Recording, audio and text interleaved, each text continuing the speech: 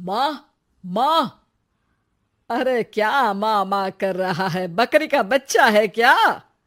अरे माँ, मजाक छोड़ो। मुझे फाइनली वो मेन चौराहे वाली दुकान मिल गई है। अब देखना, आपका बेटा दुगनी स्पीड से पैसा कमाएगा। ओफो, ये क्या?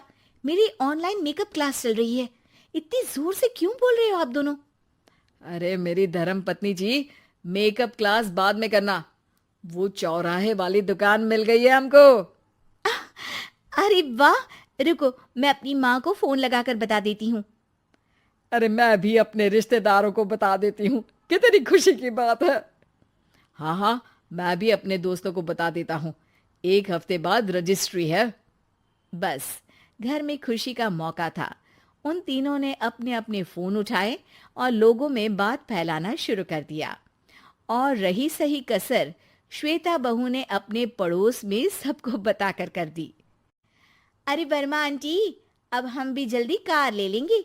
घर का रेनोवेशन होगा और ठाट से रहेंगे हम भी। अरे, ऐसा क्या हुआ? लॉटरी बाटरी लग गई है क्या? अरे, इस बार चौराहे वाली मॉल में हमको भी दुकान मिल गई है। दुकान नंबर 21, जो एकदम चौराहे पर है। अब ग्राहक बढ़ेंगे तो आमदनी भी बढ़ेगी ही ना। अरे वाह, कितनी खुशी की बात है। मैं बहुत खुश हूँ तुम्हें इतना खुश देख के। बाकी एक बात कहूँ, सबको मत बताते फिरना।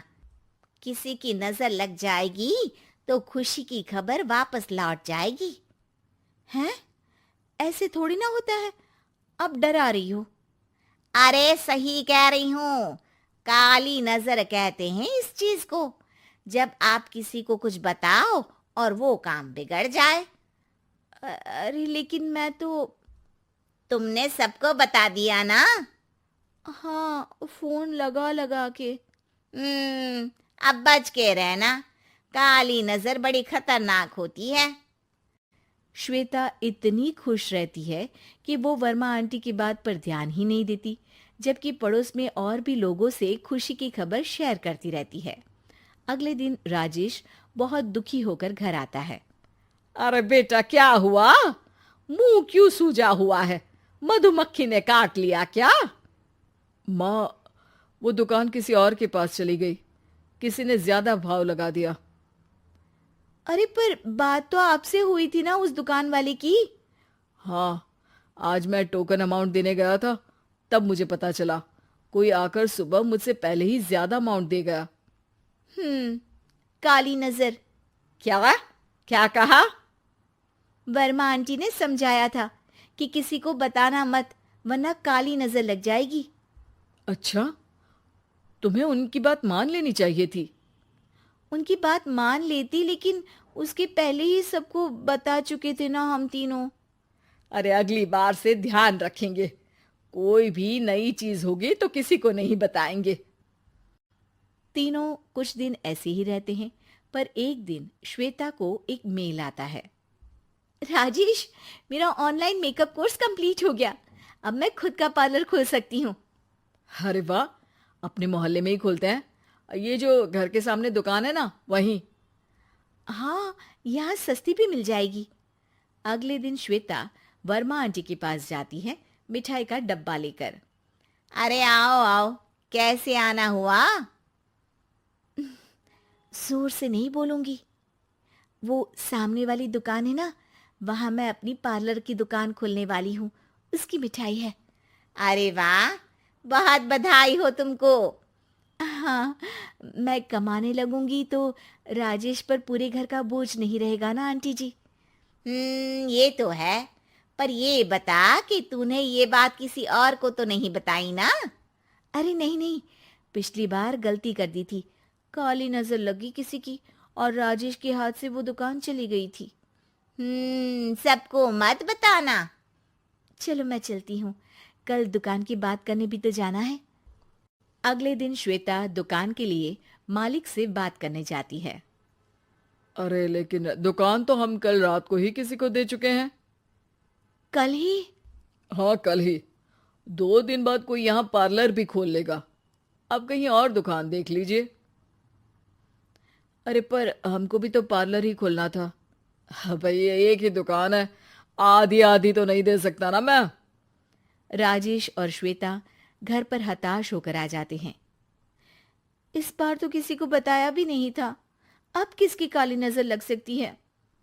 सुनो, तुमने माँ को बताया था क्या? अरे कैसी बात कर रही हो? माँ की नजर थोड़ी ना लगेगी। पक्का तुमने किसी को नहीं बताया था ना?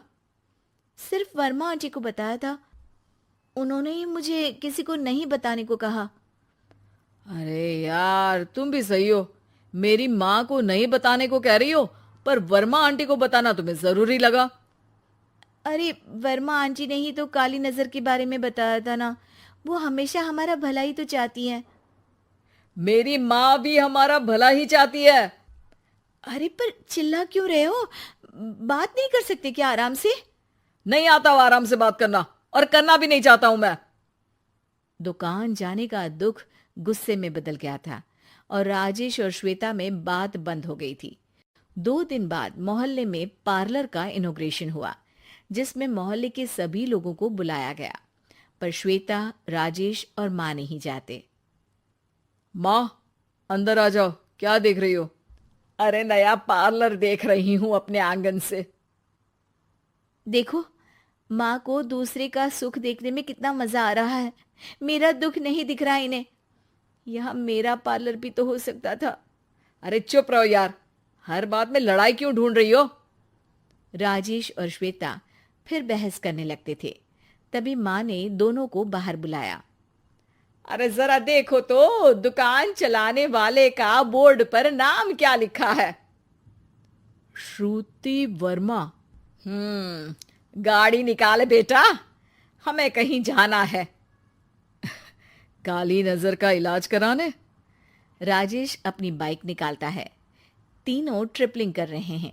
माँ राजेश को उस मॉल वाली दुकान पर लेकर जाती है जहां राजेश अपनी दुकान खोलने वाला था। यही दुकान लेना चाहता था ना तू? हाँ, पर इनको भी दुखी करने लेकर आई हो क्या यहाँ पर दुकान दिखाकर? वहां काफी नहीं था? अरे श्वेता, थोड़ा सब्र रख, अभी पता चलेगा कि हम यहाँ क्यों आए हैं। बता, इस दुकान चलाने वाले का नाम क्या है? अनुपम वर्मा।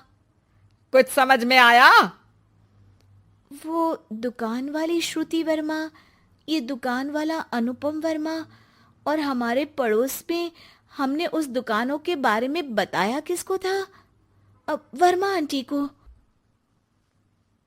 मतलब वर्मा आंटी ही हमारा काम बिगाड़ रही है? नहीं नहीं, ऐसा नहीं हो सकता, ये बस इत्तेफाक है। राजेश अपना फोन निकालता है और श्रुति वर्मा और अनुपम वर्मा के नाम फेसबुक पर सर्च करता है, जहां ये दोनों ही वर्मा आंटी के रिश्तेदार होते हैं। श्वेता को समझ में आ जाता है कि वर्मा आंटी की ही नजर काली नजर है। अब क्या करना है? कोई भी खुशी की खबर हो तो काली नजर से बचना है, यानी वर्मा आंटी से बचना है। अरे पर मुझे ये समझ में नहीं आया कि वो हमारे साथ ऐसा क्यों करेंगी। अरे बेटा, एक सीख है, दूर के आदमी को आपकी तरक्की से कम परेशानी होगी, पड़ोसी को ज्यादा। दोनों माँ की बात में हामी भरते हैं और अगला काम चुपचाप करने की कसम खाते हैं, ताकि आगे से वर्मा आंटी कोई काम ना बिगाड़ सके।